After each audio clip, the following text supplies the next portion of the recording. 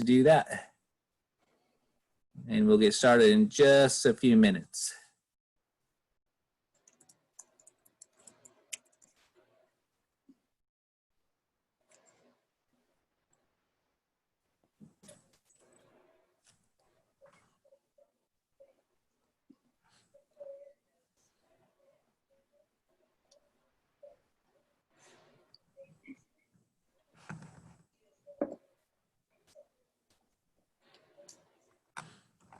And also for everybody joining, if you have missed any of the other Artist Happy Hour talks, they are all listed on Touchstone's website, which is touchstonecrafts.org. There's a virtual tab. You can click on those and see any of the other presentations that we had. Basically, since the beginning of this whole pandemic, we've been doing just about one a week. So there's a bunch up there if you're interested in watching any of the other ones. We've had some great talks since the start of all of this, which has kind of been one of the blessings in disguise of the whole pandemic. I'll give it just one more minute.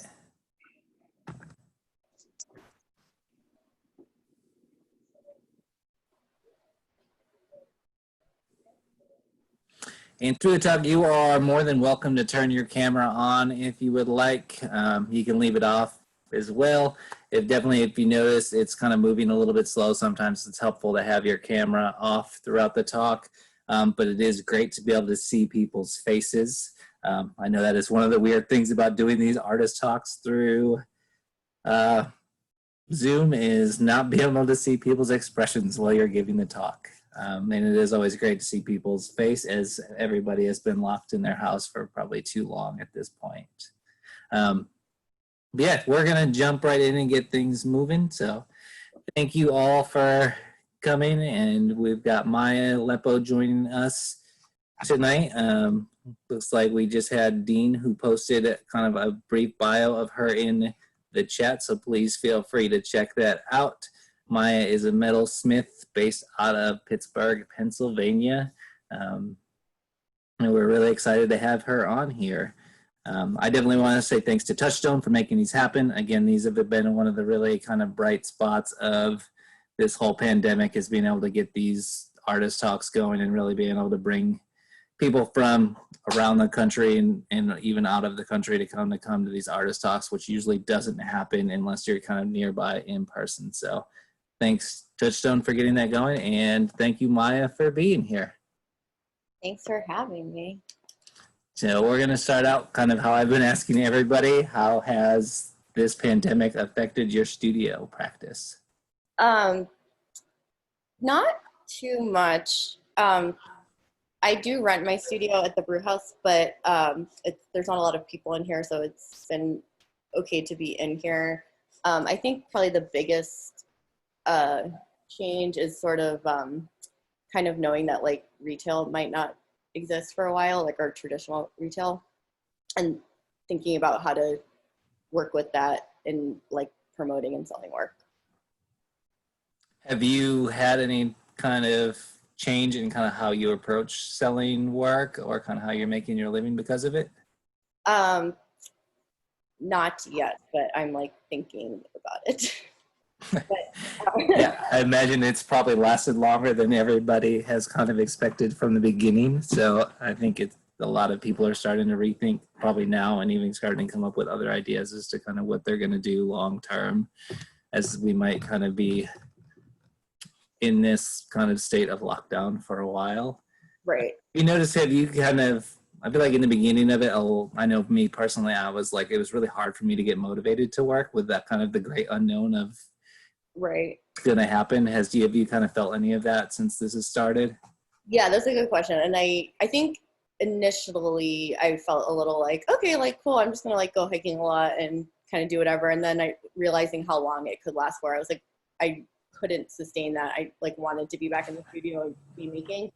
And so I will sort of talk about this in my talk, but I really took this time to just experiment with other materials and just sort of not worry about making things super sellable or for sale, which is fun. I don't know if that will end up hurting me later when I need to sell things, but for now I've just been enjoying that. And that has kept me motivated to like work and be in the studio. Yeah, I mean, I think we're at a point where this is definitely a time where everyone needs to take a little time to themselves to reflect on things, kind of see what is important and kind of how much has changed most of our day-to-day lives is probably very dramatic. So, yeah, getting a schedule is hard, and I find that makes it harder to get in the studio when I don't have like a clear schedule. so have you been able to get in your studio since the beginning of it? It was shut down for a little bit, and then it opened back up, and we were just like careful about who's in here. But honestly, I'm usually alone in here anyway, so it wasn't like a huge change or problem, I guess. Well, you want to tell us a little bit about the space that you work out of before we jump right into your presentation and your studio tour?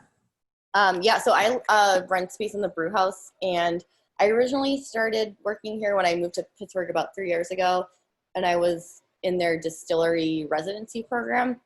And after that is like a set of studios that is dedicated to that program. And when that ended, they luckily opened up a whole other kind of set of studios. And so right now I'm in a shared room. There's 3 other metalsmiths in my side of the studio, and then there's another room where there's 2 other metalsmiths and another visual artist over there. So it is pretty cool to just sort of be around a bunch of other metalsmiths. Like if we need a tool, it's like you can just like text them and be like, can I grab that quickly? And so that has been pretty fun and motivating in a way too. Yeah, I think working in the communal space is very nice to have the company around. It might be a little different during this weird time, but I definitely understand. Big spaces. So, and honestly, I've never been here with more than two or maybe 2 or 3 other people at the same time. That's good. I mean, it's probably got to be nice to be able to get out of your house and actually see people. I know a lot of the people we've had on these have home studios and probably haven't seen anyone, which I know for me personally is pretty hard to do, but it's got to be nice to kind of go into a space, especially kind of have that community. I mean, at Touchstone, we've had to cancel all of our classes, which is kind of really, we still have a small community we have a few interns on campus this summer, but we don't usually have our giant vibrant community, which I think has been hard for everybody at Touchstone. So it's great to hear that somebody still has at least a little bit of a community that they're able to work within. So, and I mean, a lot of art organizations are doing stuff like this. And so there is, like you were kind of saying, there is this like kind of good side where like you can tap into a lot of talks and meetings that you wouldn't necessarily be able to in the past. Yeah, the great thing about the whole pandemic is that everybody's world is opened up to the possibilities of actually using Zoom and programming all of these different things, which is kind of crazy. It took a pandemic to get us to have these, but I think that's kind of one thing that will stick around hopefully long after this whole pandemic is done. But we want to jump right in and have you, if you're going to give us a studio tour, show us around kind of your space, and you can kind of talk about that as you tour us around.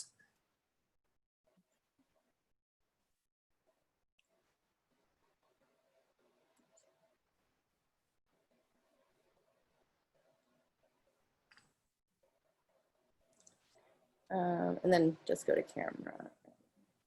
Left. Okay. Does that look okay? Perfect. So yeah, this is my studio. I like a lot of workspaces, and so I tend to just kind of have a lot of table space to organize and lay things out. Sometimes I guess I do think of a piece that I want to make and like have it all planned out, but oftentimes I just have a lot of little pieces. I think you got to speak real loud because I think it picks up from your computer. Okay. Yeah, so I guess like a lot of times I just have a lot of little pieces and I lay them out and sort of play with them. So I like to have a lot of table space to do that. I guess I can't really walk around then, right? Yeah, I mean, it's up to you. If you want to walk around and then you can talk about it afterwards, it's completely fine. You've got a pretty big space to show us, so.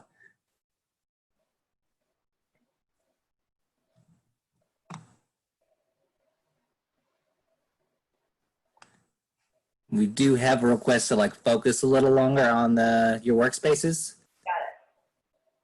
Got it. Can you hear me now? Yep. Yeah. So yeah, this is yeah, a bunch of my bigger tools, which is fun. And then this piece is Brew, which is a studio mate. And some of the pieces he's working on are these painting hands, which are pretty cool. My soldering bench with my little filter to help with the fumes from soldering from the flux and the torch.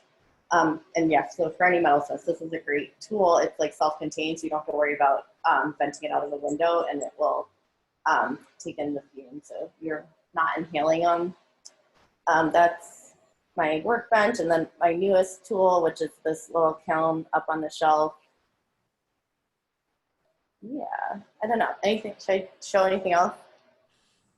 I think that's great. I mean, I could have some questions about your space, about the residency. I would definitely like to Yeah. kind of, what has been your experience? Was this kind of a residency where you came in and had to set up all of your own equipment and kind of provide all of your own equipment for it? Yes. It's a white box studio, and they have like sinks and things like that, but everything else was my own, which I luckily had a studio, so it was not too bad, but it's also very affordable rent. So it allows you to like have that space and not spend all your money on the rent for your studio. So we've got a question about your bin system and kind of the cost of something like that and kind of setting up your own space. The which system? The vent. The bin. Yeah. So I've been making jewelry for 10 years. So like all of this has been collected over 10 years. So it's not like every year I'm buying a big tool. The vent was, that was probably my last big tool that I purchased, and I actually got a grant through SERV. So if any artists out there, they have a grant that you can get once in like your life. I guess it's $500, and so it didn't cover the whole thing, but it covered a good half of it. And so I would definitely recommend to anyone to apply for that. And yeah, I guess like the biggest tools would be like that, my rolling mill. And at this point, I'm not buying a lot of tools anymore. So it's hard for me to like even think about how much this costs to set this up. I sort of don't want to, I think. But I would, I mean, you just sort of collect as you go. And like, I can try to show this thing. This is like a thing it's a stump to hammer on. And this, I got very lucky. It was at Aramont when I was a resident and nobody wanted it, so I just took it with me. But this is like a very, very helpful tool to have. Yeah, I think out of all of these talks we've had, you have like the most, well, you have the biggest, you're working out of the biggest space. Most people have been working out of like extra bedroom or something, which is kind of nice to see somebody, again, outside of their house during all of this. We do have a few, what is the name of the ventilation system you use? Oh, good question. It's called Solder Pure. Yeah, Solder Pure. I bought it from AutoFry. I don't know if Rio sells it also, but I know that AutoFry does, and they still do. I know people have bought it recently. And do you know what type of wood your stump is made out of? Oh, no idea. If you know, let me know. Great. Yeah, I mean, so I'm going to ask you one question before we jump in there. Just, I don't know if anyone on this has ever done a residency or kind of been a part of something like that, but I feel like they're really beneficial to most artists. What made you want to do a residency, and kind of what did you feel that you got out of being in that kind of environment? Good question. The Aramont residency I wanted to do just because it's like a once in a lifetime experience. It's just, you get to meet so many people and just have a lot of time dedicated to work, and also learning other skills, which I'll also talk about later. And then the one here I wanted to do because I was moving to Pittsburgh. I didn't know anyone, and I couldn't really find studio space also. Like, so even, like I didn't want it in my house, and I couldn't even find like a kind of a good space to rent even. And then I found out about this program, like very luckily, I think it was like a Facebook post from someone, and I applied and got it. And so it was just a really great way to get an introduction into the arts and the craft fields and communities in Pittsburgh, which is really great and a very vibrant community. So I feel very thankful that I sort of landed there. Great. Yeah, I think residencies are really good for so many reasons. Again, yeah, you moving into a new city from not knowing anybody and then being able to land somewhere like that, I think is a really good way to kind of get involved in the community. And obviously you're still hanging around in the same environment, and you've met so many people because of it. And the Brew House is a really kind of wonderful place. We've been able to go out and visit you a couple times. It kind of looks like there's a lot more people in there from last time we were there, which is great. So I'm really happy to see that. People moved in like right before this started, and then have not been able to use it to the extent that they probably want to. So it's a little unfortunate. But. Yeah, before we jump in, I'm going to ask one more question. Would you know kind of like what the Brew House application is for residency and kind of when the deadline for everything is? Yeah, it passed already, obviously, for this year. It starts in July. And it's not, no, I don't think it's a very long application. I don't even think you need recommendations. They do have some programming where you get involved with different art organizations in Pittsburgh. And so that was also a really good experience to just kind of learn about what's out here. And so I think part of the application is, when I applied, it might be different now, was about how to, or like interest in how to create projects or artwork around some of these art organizations, specifically Rivers of Steel, if anyone's familiar with that. Great. Yeah, I definitely recommend, if any of you all are ever in Pittsburgh, be sure to check out Brew House. Not only is there really nice studio space available, they do have, I feel like, one of the nicer gallery spaces in the area. The gallery is great. And the current residents right now that will be ending soon are going to be putting up their show very soon. And I'm not sure how they're going to be able, like how they're figuring out ways for people to visit it, but they are trying to figure out ways. So it will happen. Awesome. Yeah, so if we want, we'll have you jump right in and start talking about your work. Okay, all right.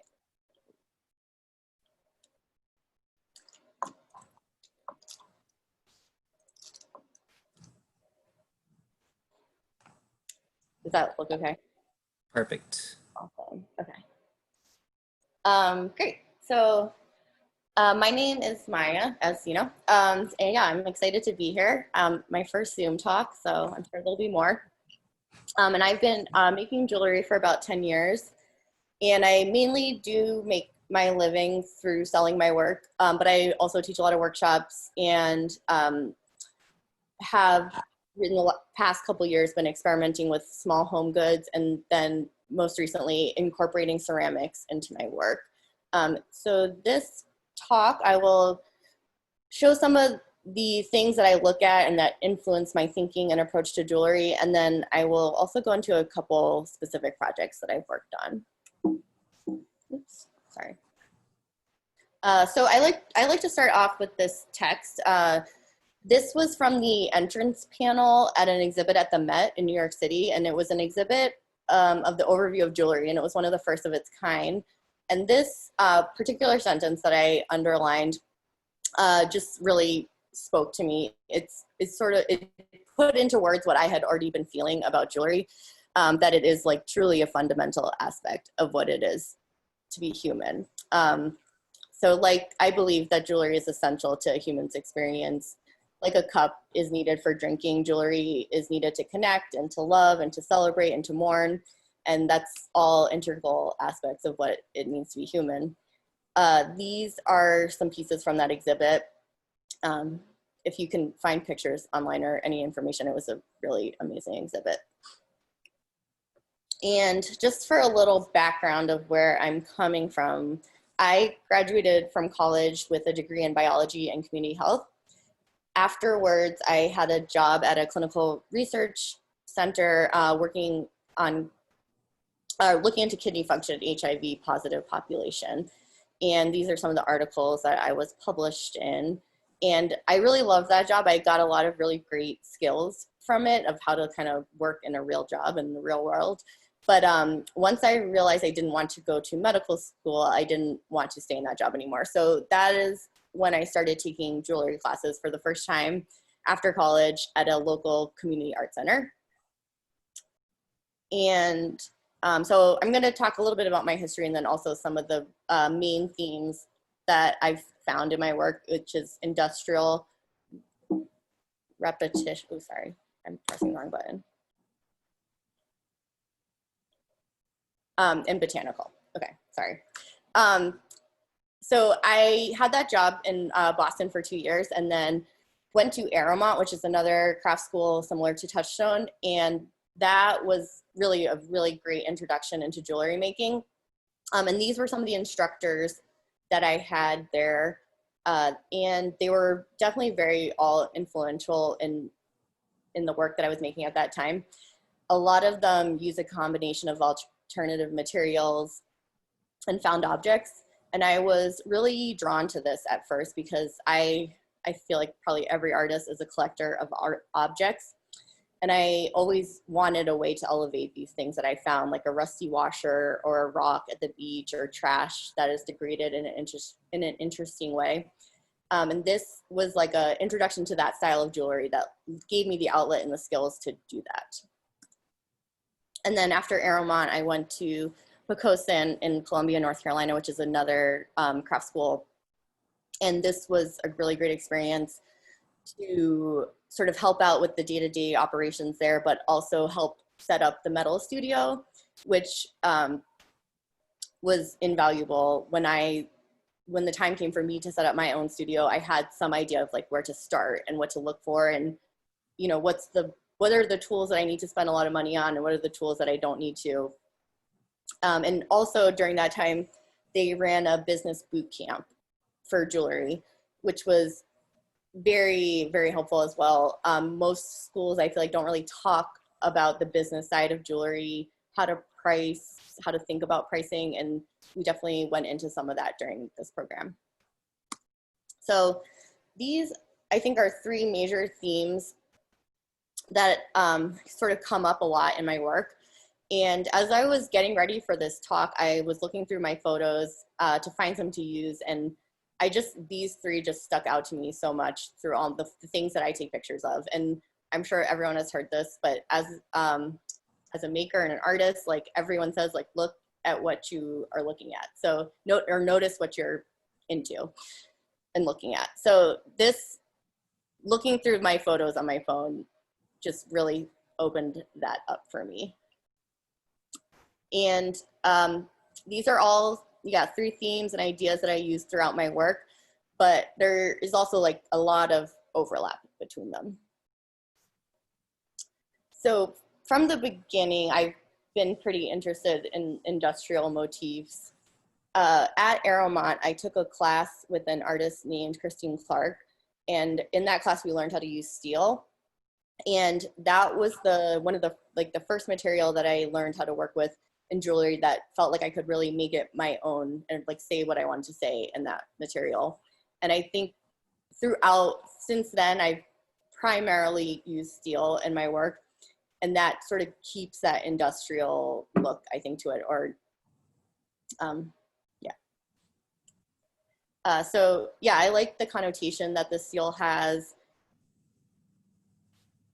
I'm drawn to the beauty of the weathering that happens to industrial products that sort of just get left out.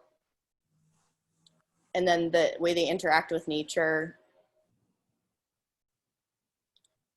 and the patterns that get created. And then like just sort of unexplained patterns. And this object is obviously very utilitarian. It has a very clear focus, but definitely has a design in it too. And I was walking by this one day and I just looked down and I couldn't understand why only every three were wet or didn't dry. I don't know what happened, but I think that, anyways, I loved that pattern that got created with this industrial object. And then this was some of my early work, kind of playing with those ideas. And I was experimenting with a lot of found objects and different materials. So like rusty washers, costume jewelry, tin, and the bottom is all squirrel fur, which I got from a taxidermied squirrel that was given to me.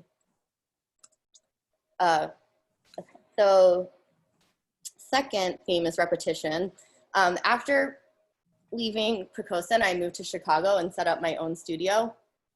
And then eventually went to grad school at SUNY New Paltz. And in grad school for my thesis work, I utilized scale and repetition to create a lot of that work. And I think that is a technique that I am very drawn to. I love this picture. This is the base for a parking lot. So again, it's like just a function, like this thing is pretty much purely functional, but ends up having this really interesting design to it too. Decayed, but still repetition of the stones, tools that are just displayed and create a great pattern. Old mailboxes. Like even New Year's party, this was like a tray that I made to give everyone a shot as they walked in, and I had set it up and I was like, oh my gosh, it's so cute.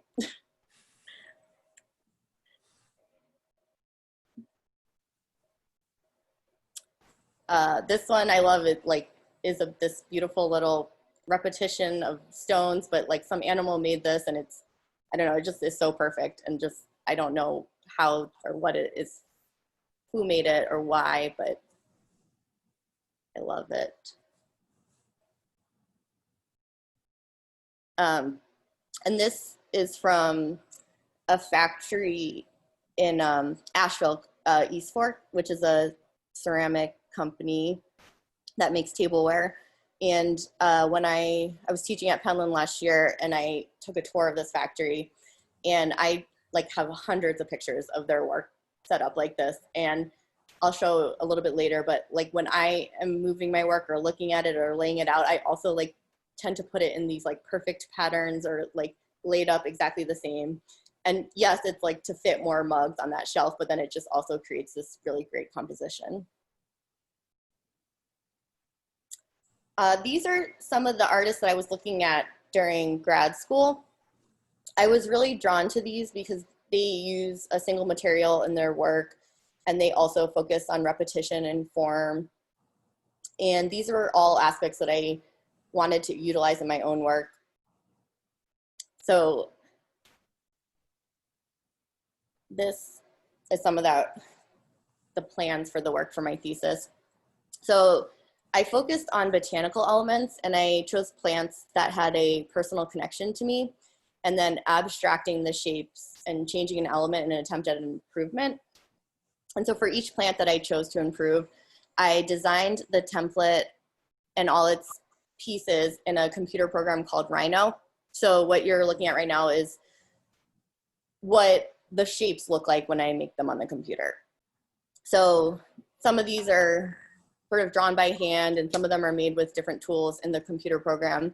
And then I have these templates that I can either cut out by hand or send out to get laser cut. And you can see I'm playing with scale and repetition. And one thing is that this computer program really allows me to play with both of those, because I can scale something perfectly like 100 times. So I can start with like the littlest shape and scale up 10% infinitely and be able to get this like perfect scaled object. So this is some of that work. So yeah, it's pretty monochrome repetition of shape. This was a series of necklaces based on a lilac. These were brooches based on a cactus, trumpet flower necklace, and a daisy chain.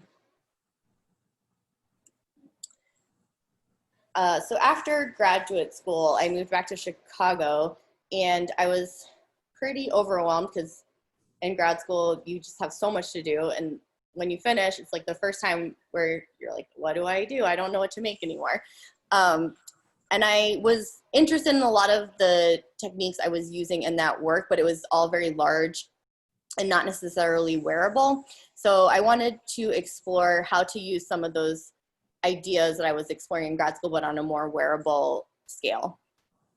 And I started to really notice, again, like the limits that I sort of had self-imposed.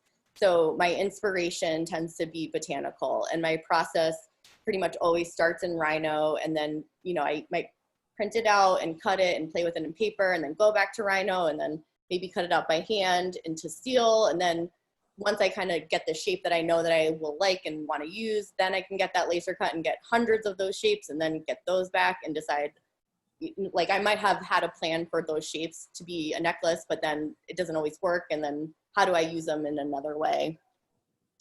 My materials all tend to be steel industrial materials. So that red silicone cord is also an industrial material. And color, I do tend to limit my color choices. So the black of the steel, and then other times I will add in some white for a little bit, or gold.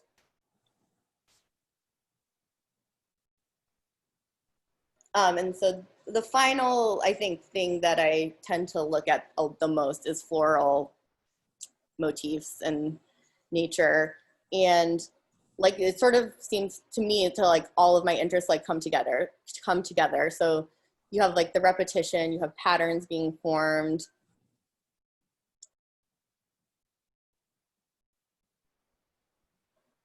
Really great textures.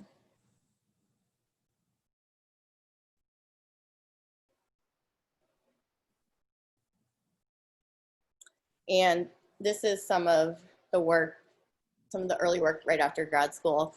And like, so like I said, I limit my materials. I tend to only use materials that I can get from this company called McMaster Carr, which is an industrial supply company. And my goal always when I try to make something is to transform these materials to still kind of have that industrial connotation, but to really transform them to make them jewelry. And do I lose a little bit of that industrial quality?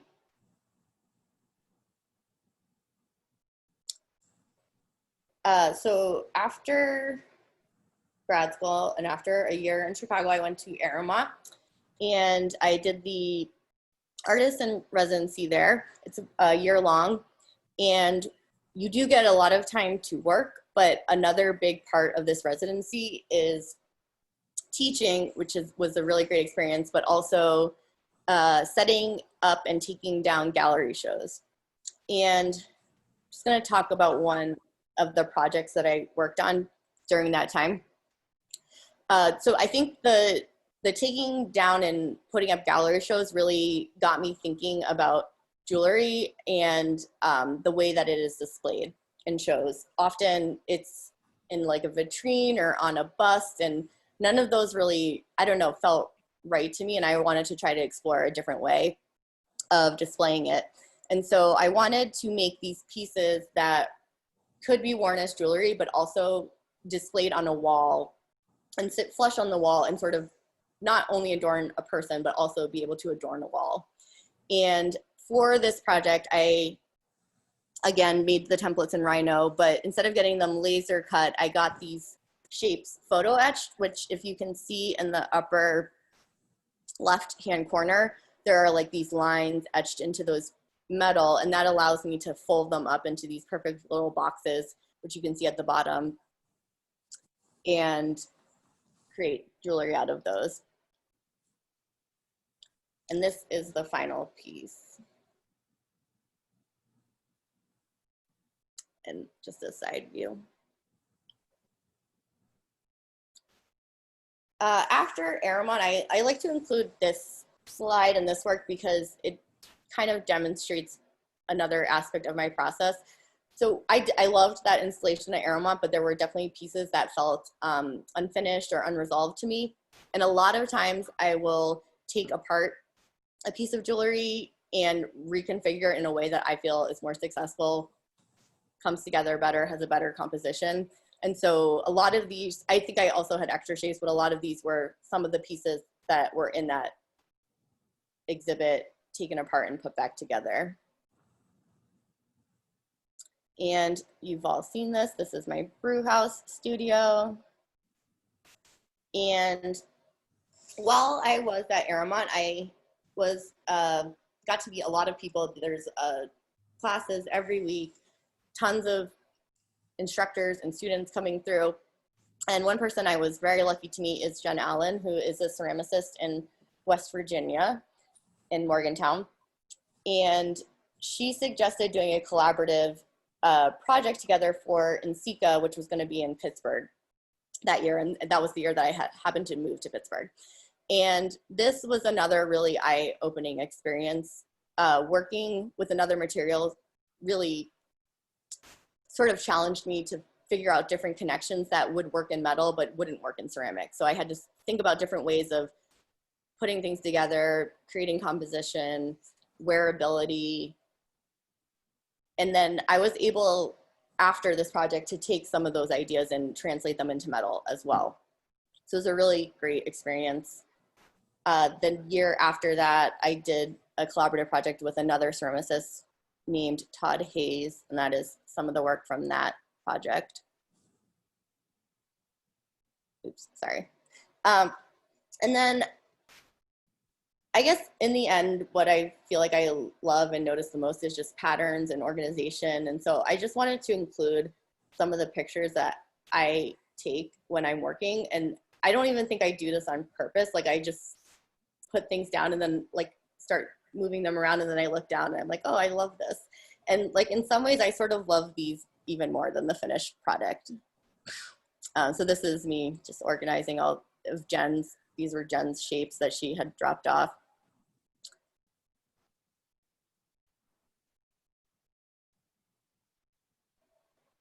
An example of a scaled heart on rhino.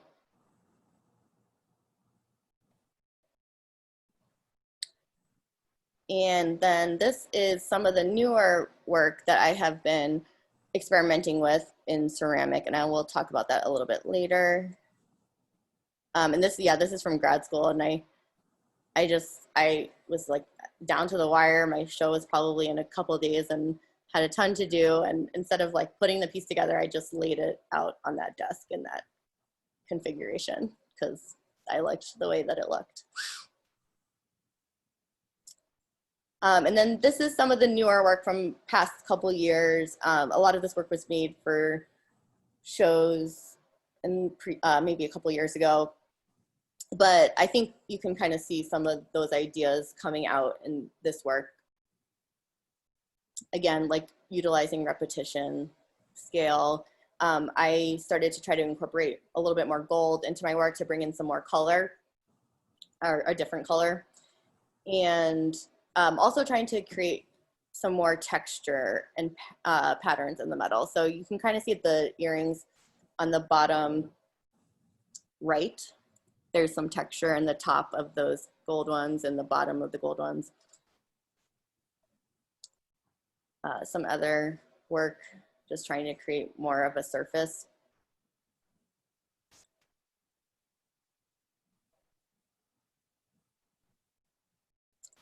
And last year, I was feeling a little bit stuck at the beginning of the year and wanted to do something that really pushed me and like forced me to go into the studio and just sort of not overthink what I was working on. And so I made this project called Saffron, which is just my middle name because I can't think of anything more clever. And every Thursday for the entire year, so 2019, I would make a new pair of earrings and release them on Instagram on this special Saffron account. And I would only make about maybe 2 or 3 pairs of the earrings and then just kind of sell them. And when they were gone, they were gone. And I only sort of showed them in that way. And this sort of kind of nods to Travis's question earlier about like trying to figure out other ways of showing your work and selling it. And this was sort of my dipping of my toes into selling on Instagram and seeing like, could I do this? Do I like it? Is this how I want to interact with people? And so each month was like sort of its own theme of earrings. So the first earring of the month would be really simple, and then they would build up from there to the last week of the month was like one of the bigger earrings, but still kind of carrying a theme throughout all 4 or 5 weeks of the month. And so this is like, I think the reason I wanted to do this project was to be able to make this GIF. So here we go. So that is just all of the earrings going through the year in order. And I can play it again if it's very quick, but you can, I don't know if you can see the progression throughout each month. Should I do it one more time? No, yes. Here, I'll play it one more.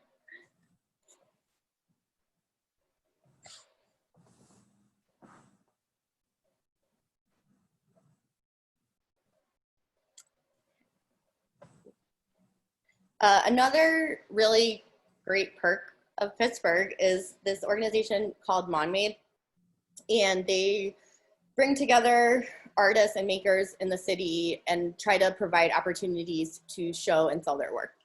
And so for one of their projects, I made these candlestick holders. But probably one of my favorite things that I did with Monmade was go to do a very small little residency at Falling Water. And so this is an etch-a-sketch of the Falling Water house. And so while we were there, we were able to just explore the grounds and the house in a way that most people are not able to, and felt very, very lucky to get to do that. And then create work sort of in response to that experience. So this is some of the work that I made. That red there was a lot of that red in the house, and I was obviously drawn to that. It was a material that I was already using. Some of these shapes just based on some of the shapes and style of that house. And then again, I wanted to make candlestick holders. And so this is some of my experiments and prototypes for some candlestick holders. And the top is rhino. So the one on the right just shows the dimensions, and then you're able to render those shapes so you can get an idea of what it will look like 3D. And I also made trays, and that was in response to all the floral and botanicals outside the house. The grounds are just extensive and covered in rhododendron flowers and bushes. And these were some of the finished products that I made. And then in the end, I ended up casting the candlesticks into cement.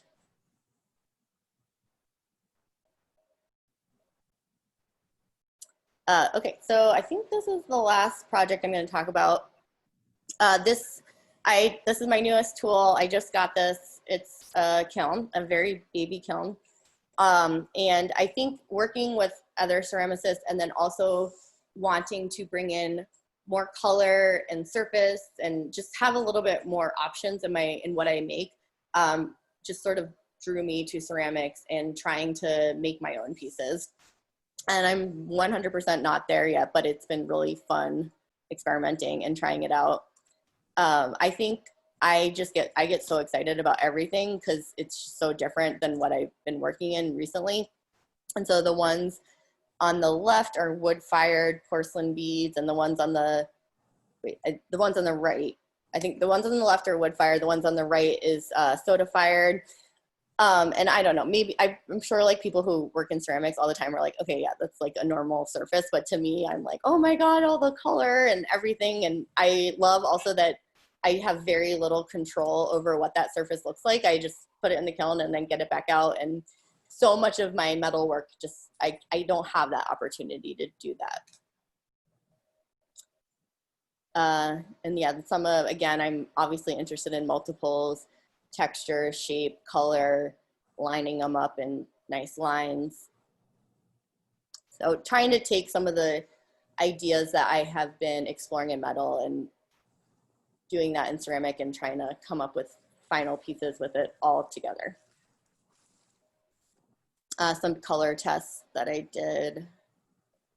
Yeah, and I think that's the end.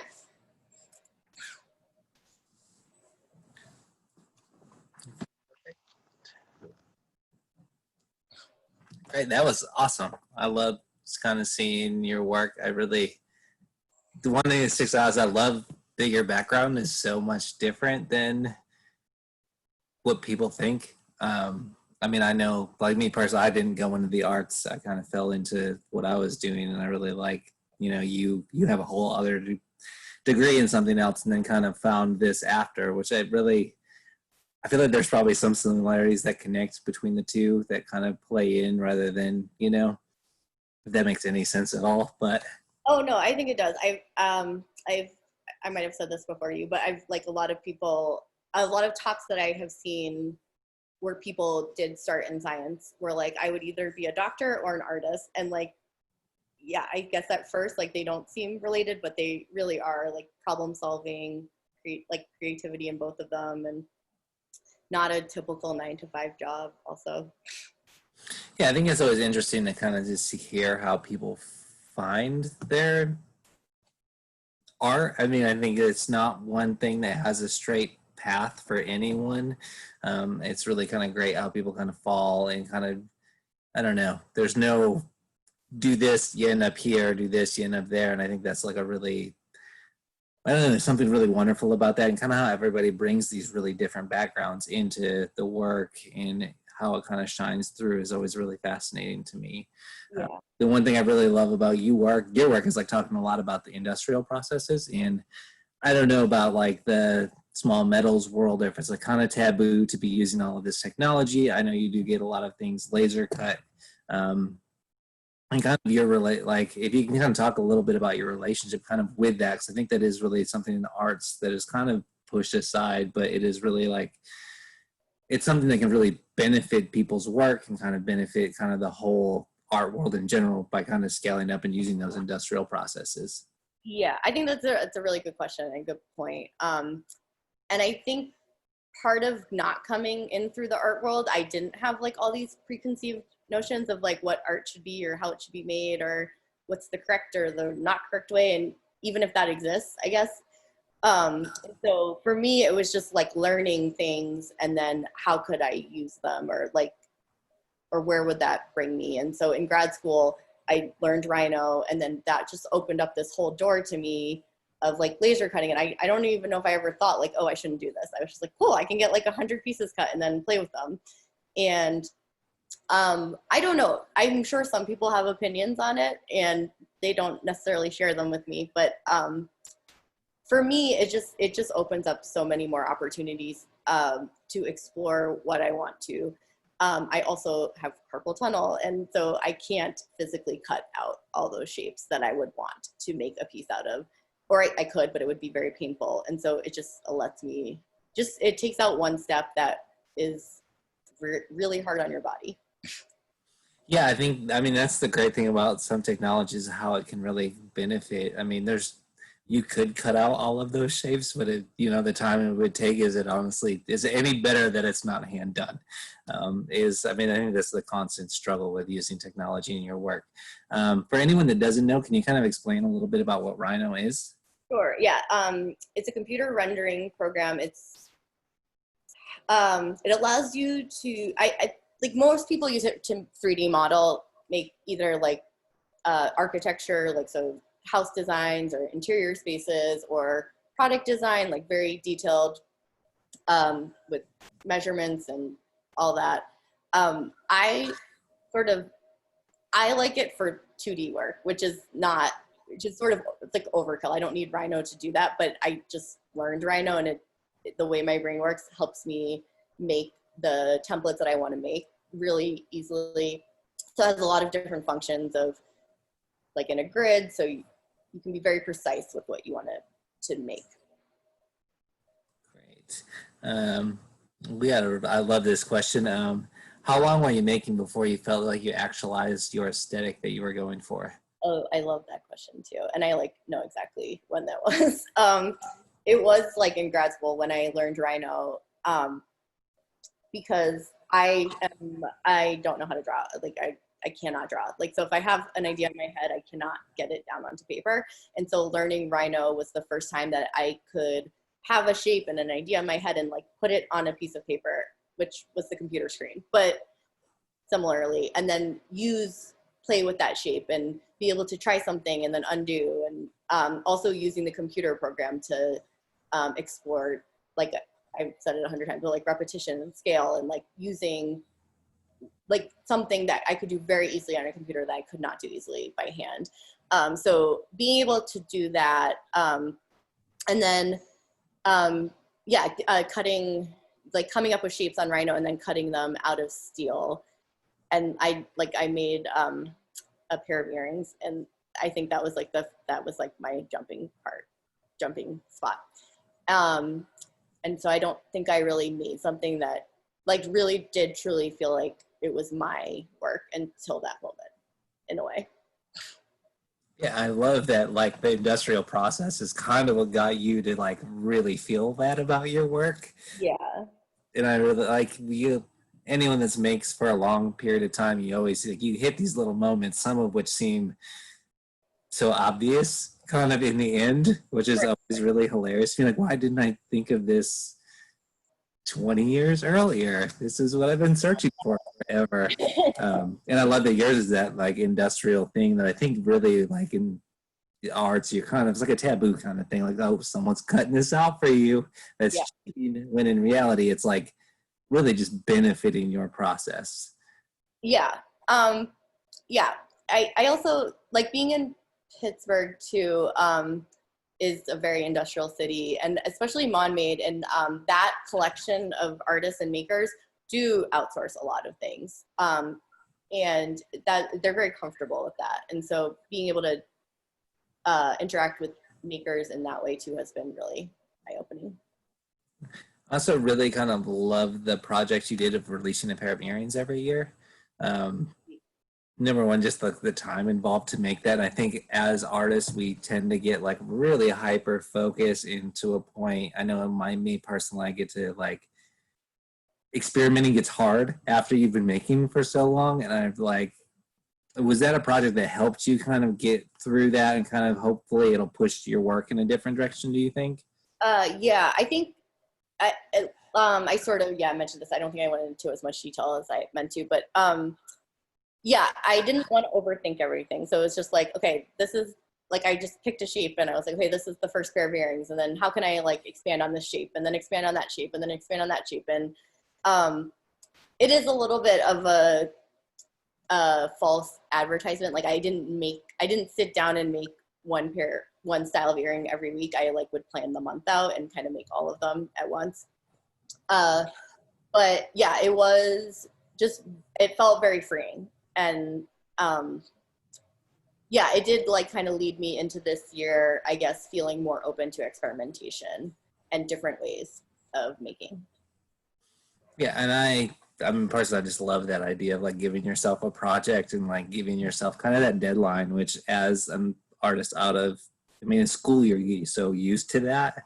Right. And sometimes you get these really cool projects that like you usually wouldn't do. And I'm really drawn to that idea of just being like, oh, make this and try not to think about things, because I think it is very easy to overthink what we make, which is kind of the bad thing I think about being involved in the arts. At least, I don't know, me personally, this is all like a personal thing. I'm sure there's someone out there that could completely disagree, but we all like learn these rules, then you kind of have to learn to break them to just kind of free yourself up again. And I love the fact that project was kind of that for you, I guess is what I'm trying to kind of say. Yeah, it was also like immediate feedback, which I like at Aramont and other residencies, you sort of get more like, especially at Aramont, there are people that come in every week and come through your studio. And so I would be working on a project that I'm like, I don't know how I feel about this. And actually this is like how Jen and I met, is she just came into my studio and started moving things around. It was like, this is a cool pair of earrings. And I was like, yes, that is a very cool pair of earrings that you just made on my bench. And so, yeah, and since then and being in Pittsburgh, and I don't have that immediate feedback ever. And so it was just interesting to see like some earrings that I was like, I don't really know how I feel about these. And then just posting them and like those would sell. And then these ones that I was like, I love these are so good, like would not sell. So it's like also just an interesting look at what people are drawn to. And I know like on Instagram, some of that is just like what's going on that week and whatever, but yeah. So this question kind of falls right into what I feel like what you were talking about. Have you ever like struggled with making jewelry that is like the more sellable rather than kind of creating what you really want to make?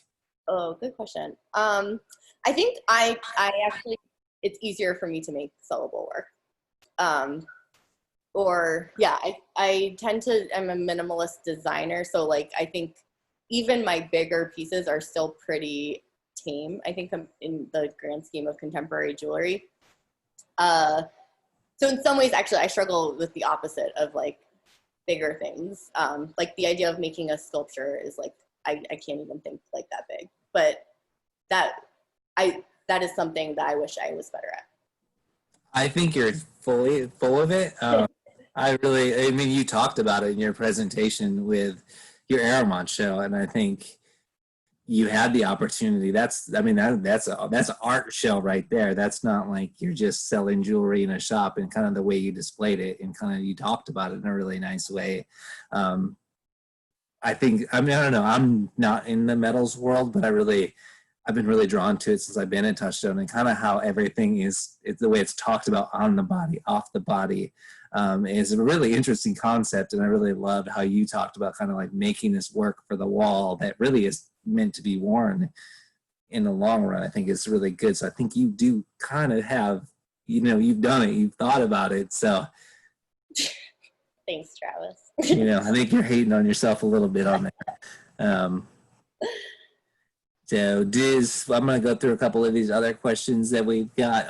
The red rubber that you use, is that also from McMaster Car? Yes, I think I spoke too quickly over that. It is. It's an industrial material used in like gaskets or O-rings. And yeah, that color is like so perfect. And I'm so lucky that they make that color, and that's like what that material is made in.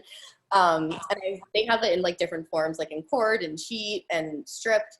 And they kind of hate me because they have these strips in like different widths. So like 1 inch, 1.5 inch, 2 inch, and they're like a long ribbon basically. And like for some reason the 1 inch is very shiny and like the 1.5 inch is still very matte. And so I would like email them and be like, why is this one shiny and this one matte? Like I want them all to be matte. And they're like, okay, these are not made for artistic purposes. They have an industrial use for them, and we don't care about the finish basically. Like, so, but it's a fun experiment. And yeah, I mean, I love that you're using all these different materials. Obviously I'm a ceramics person, so I think it's kind of great to hear you talk about your experience of using these new materials and kind of finding these new purposes for them. I mean, I've got ceramics, everybody's making jewelry right now too. Oh yeah. And it's really refreshing to see someone who makes jewelry making ceramic jewelry. And I think you have a good eye for it. And I think you're probably, I mean, most of it, I feel like people are just making like ceramic pieces and just tacking a stud to the back of earrings or something. So it's really nice to see a little bit more thought through pieces.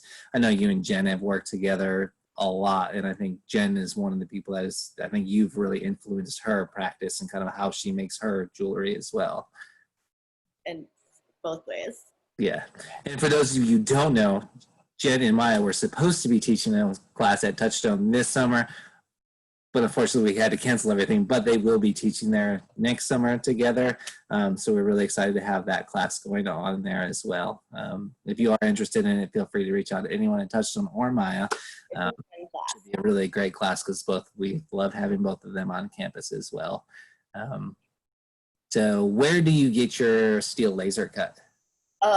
So yes, also good question. And if anyone ever wants sources or like, also like if you're bored and want to explore the McMaster website, it's very entertaining, but also very confusing. So if you have any questions about order numbers or like product numbers, like feel free to email me. I'm happy to share everything. And so for laser cutting, I used to use a place in Washington State. And this just like was from shopping around and like comparing prices. They were the best, but then I actually just recently found out about another one, which is called Send, Cut, Send. And they are very, very quick and actually cheaper and just as good a job. So I would recommend them. Great. Do you support yourself off of selling your work, or do you find that you end up having to supplement your income a different way? Yeah, I guess a little bit of both. So if I wanted to live very frugally, I could probably do that off my work, but just to also live and enjoy things. I also worked at a bar when bars were open. Yeah, I have very supportive family as well. That helps. Great. Yeah, I mean, especially in this time, I think it's a hard time for everybody to make things work. So I think that's kind of most of the questions, unless anyone's got anything else, which we just got one in. What is your impetus, I can't even say that word, to improve the botanical elements in your grad thesis work? Oh, hi, Jess.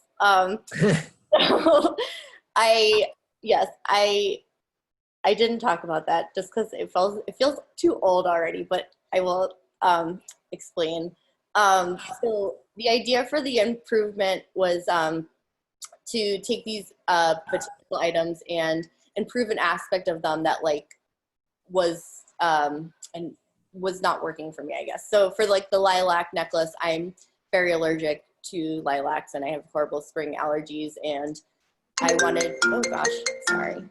I wanted to make a lilac flower necklace that was still overwhelming in that it was like very large and unwearable, but then did not have the allergens that a normal lilac necklace would have because it was metal. And like the cactus brooches, I grew up in Massachusetts, so like did not really know what a cactus looked like in real life, and was just kind of like always like, what did they look like? Are they really that sharp? And so when I would see them, I would always touch them and they would poke you because they're sharp and pointy.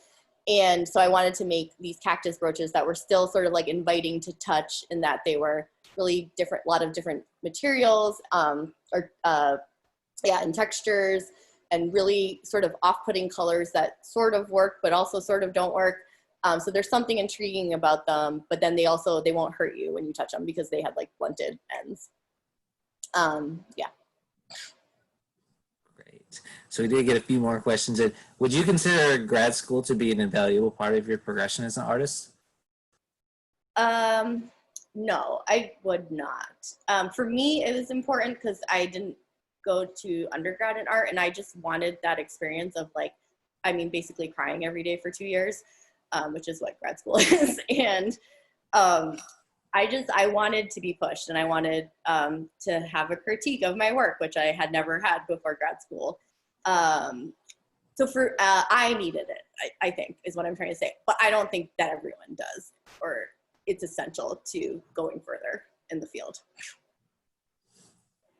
Yeah, I think a lot of people, the grad school means a lot of things to a lot of people. I think it just depends on why you go. I mean, you not having that, it's got to be like a strange to come into the field and not really have had that school experience that most people go through, which is a unique experience. I mean, I was in grad school with another ceramics girl who literally had no background in ceramics, but was in the MFA program, which was like and I think she ended up making really great work because of not having that strict art background. And again, that I really kind of love that people kind of come into it from those different directions.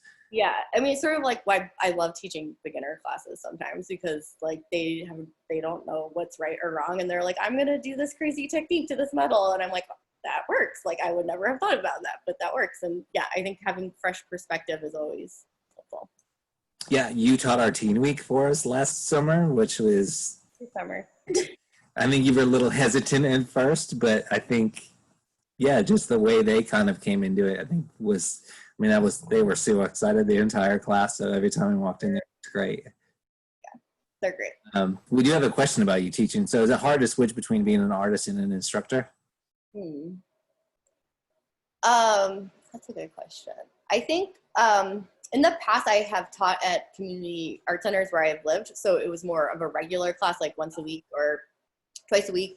That felt really hard because, yeah, I mean, anyone who teaches knows you don't just like show up, teach, and leave. Like you have prep work and samples and just thinking of what to do in each class. So that felt like it ate into a lot of my artistic time that I would have wanted for myself. Right now, I pretty much only teach like week-long workshops or workshops that are away and are very self-contained and done. And those tend to be much more invigorating to me and exciting and inspiring. Great. How much time do you spend creating and versus how much time do you spend on like the business side of selling things and kind of handling that end of things? I think it depends on the month or year even. Yeah, like obviously right now there isn't a lot of business stuff happening. And so I do definitely feel this like opening, I guess, in my schedule and my brain to like focus on art more than I think I have had the opportunity to in the past couple of years. But yeah, like last year I taught, I think every other week for the summer, and I was teaching an 8-week class at Penland, and I also had shows, and like that just takes a lot of coordinating and organization. And so at that time, I think like, you know, it's probably over 50% business, maybe 60 even, or 70, I don't know. Much more business than creating, which yeah, I think doesn't leave a lot of room for me to experiment in ways that I might want to. Yeah, I think you seem to handle the business aspect of it very well, which is really a huge part of being a successful maker, artist, kind of in anything, is really spending that time to promote yourself and put yourself out there. I think is something that gets left out in our educational system when it comes to whether grad school or even most undergrad programs. I feel like don't really jump into that. So I think you do a really great job. Yeah, the biggest advice I would give to people is just like answer your emails. Like don't not answer emails. Like I like will email with galleries and they're like, thank you for answering. And I'm like, why wouldn't I answer you? Like you are doing this amazing work for me. Like I'm going to respond to you. Definitely. And as one of an instructor, teach workshops, I feel like it's exactly the same. Yeah. So, I mean, yeah, I guess that gives me kind of like so you end up teaching a lot of these workshops. I don't know if there's anyone out there that's ever interested in kind of getting into that. How did you kind of get into teaching workshops and kind of how does that go? You know, how do you get into those schools and kind of bounce around to be able to do that? I don't know. Why did you ask me? It just came to me when I was talking, so. No, I mean like to teach at Touchstone. I don't know. No, just you teach all over the place. I mean, how do you kind of get these opportunities to be able to teach? Do they approach you? Do you reach out to them? How do you end up getting them? I think to be 100% honest, it was like doing the residency at Aramont and that exposure probably was the biggest impetus to be invited to teach at places. So like usually with the residents, they'll invite you back to teach like a weekend class, like after you're a resident. And then I think like all of the schools look at all of the catalogs from every other school and they're like, oh, who's that? Like, let me see who that person is. And honestly, like in this day and age, also Instagram, like, yeah, there's like a fine line between like keeping your work and yourself on people's minds, but like not also inundating them. And I think that's why I could never like really give up on social media or Instagram, because when someone is like looking at a schedule to fill in teaching, they're like, oh, I saw this post from so-and-so the other day. Like, what are they doing? Do they want to teach? And I just think kind of keeping involved and active in the field is probably one of the most important ways to do that. You are definitely 100% right. And I think, I don't know, it's always one of those things that I think people kind of struggle is how do you get these opportunities to be able to teach. I think it's great to kind of hear how it worked out for you. But one last question before we end this. So where in Massachusetts did you grow up? Oh, Worcester, Mass. All right. So yeah, I definitely want to say thanks to Maia for coming out and talking about her work. It was great to have her on there. And again, she'll be teaching at Touchstone next summer. I don't know the exact date off the top of my head, which I should. The catalog is not even out yet, or classes aren't up on the website. But if you are interested in getting in that class, we did post in the chat kind of where to contact us at Touchstone, and we can get you on a wait list to get in that class. It should be really, really great. Coming up on the Artist Happy Hour, we have the next 2 weeks are already planned out when we've got two great artists. So next week we're going to have Travis Townsend, who is, I don't even know how he would classify himself. He is kind of a woodworker, but he does a lot of other things on the side, and he's teaching down in Kentucky. He's going to be joining us next Thursday at 7 o'clock at the same time. And then the following week, we are going to have Marlene True, whom I had in her presentation as an influence, who is the director of Bacosin, who's going to be doing a presentation for us. Not next Thursday, but the following Thursday at Thursday. So hopefully we'll see you tune into that. And again, thanks for Touchstone for hosting these, and thank all of you for coming here. I get so excited by the time these end, because I get to see and hang out with all these people and hear these great artist conversations, which I think everybody is really missing those community things right now. So thank you all for showing up and making this happen and allowing us to keep this going. So thank you. If you want to hang out for a second and talk to Maia, you are more than welcome. But thank you, and you all have a good night. Yeah, thanks. Thanks, Travis, for your great questions.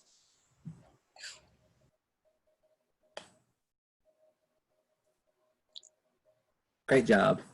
Thanks. You too. If anyone wants to come and talk, I don't know. I feel like afterwards there's always some people that want to come and say hi. But maybe you have no friends besides Dean, so. No, I'm the only one. Probably true. Okay, can I say hi? Hi. Mhm. Hi, I'm gonna start my video. Hi there. Hi. I'm visiting from Canada. Coming to check. Looks like I'm the only Canadian on the list of people checking it all out. We're glad But you're I here. wanted to say, I left a note in the message here because I think I solved your manhole problem. You know the mystery of when you shared that little manhole picture and you're like, every third one is dark? Do you know why? There's holes, which I Yeah, there you go. There you go. I was like, oh my God, because there's holes. Yes, yeah. Yeah. No, I'd never noticed them before until tonight. So Oh, that's so funny. Anyways, I was like, yeah, you figured something out. Anyways. thank you. Yeah, no. I don't know why it just clicked right then, but yeah, that would have been helpful. Yeah. Okay, very good.